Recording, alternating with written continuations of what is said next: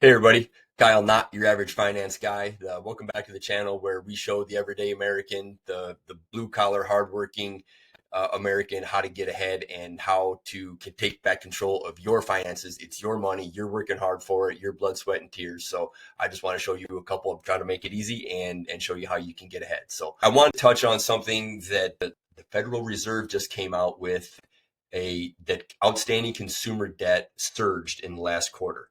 Okay, so it's probably that, inflation is up, the price of eggs are $5 a dozen, the price of everything is up. You can't take your family out to breakfast anymore without spending a ton of money. No matter where you look, it just everything seems to be costing more. We're not making more, but we're still used to what we've had this entire time. So what do? We break out the old credit card and we just start swiping. We start swiping.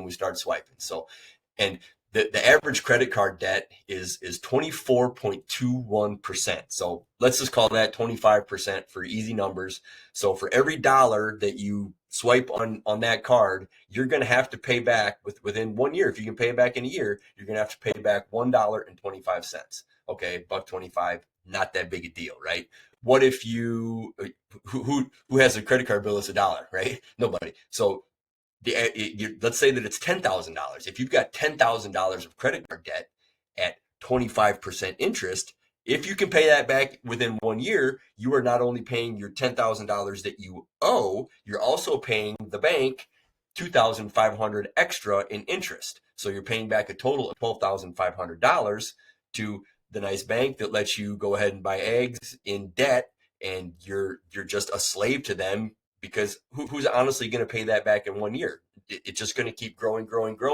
And unfortunately, our incomes are not keeping pace with, the extra cost of living. So at some point, we are literally a slave to the system, right? So we got to try to break that. Okay. If you had that $10,000 credit card and say your minimum payment is 2%, just quick and dirty numbers. You can pay more, maybe not, maybe do velocity banking. But if you just make the minimum payment and you stop putting stuff on the credit card, it's going to take you 5.5 years to pay off that $10,000. Okay, that's going to be $10,200 that you have paid back the banks in that time frame.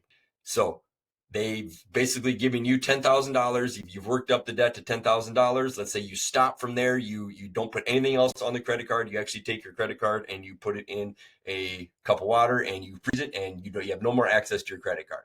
It's going to take you 5.5 years to pay that $10,000 off while paying $13,200.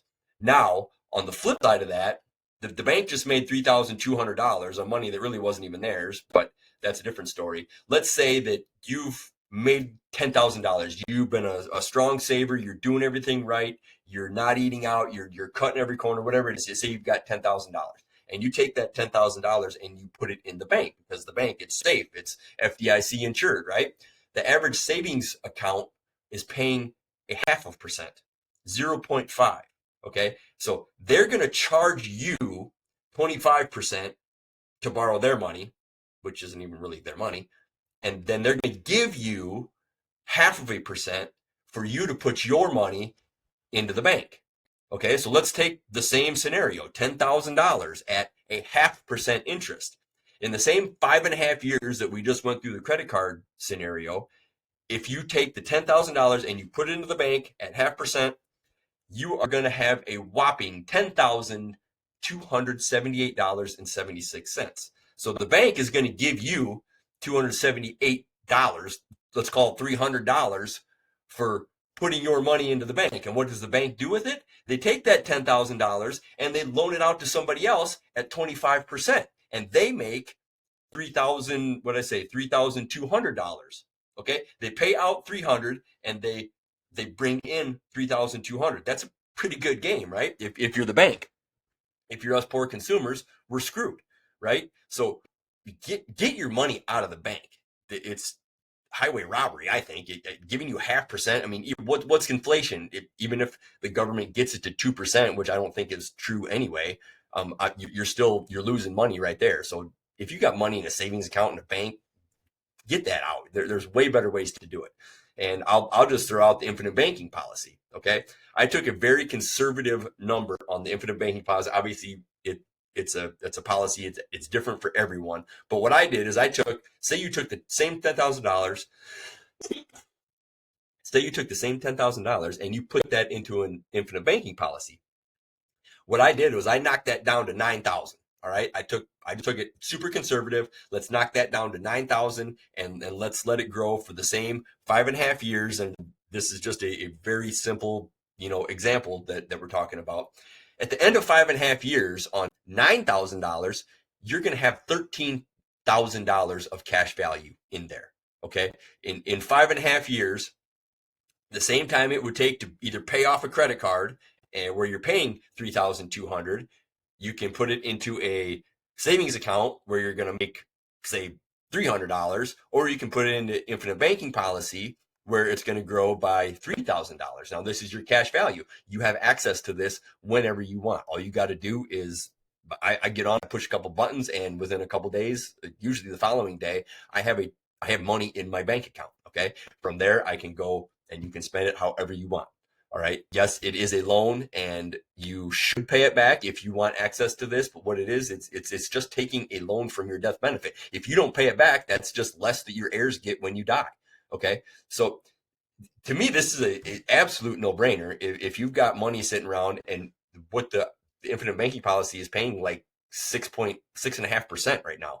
And if you take a loan out, you can take that. My loan I can take is at 5.6%. So my whole cash value is growing. And if you take a loan out, say I put $10,000 in and I take a $7,000 loan, yes, I should pay that $7,000 loan back, but my infinite banking policy, my cash value is still 10,000. I never took the money out. It's still in there. So that keeps growing at the 6.5% right now.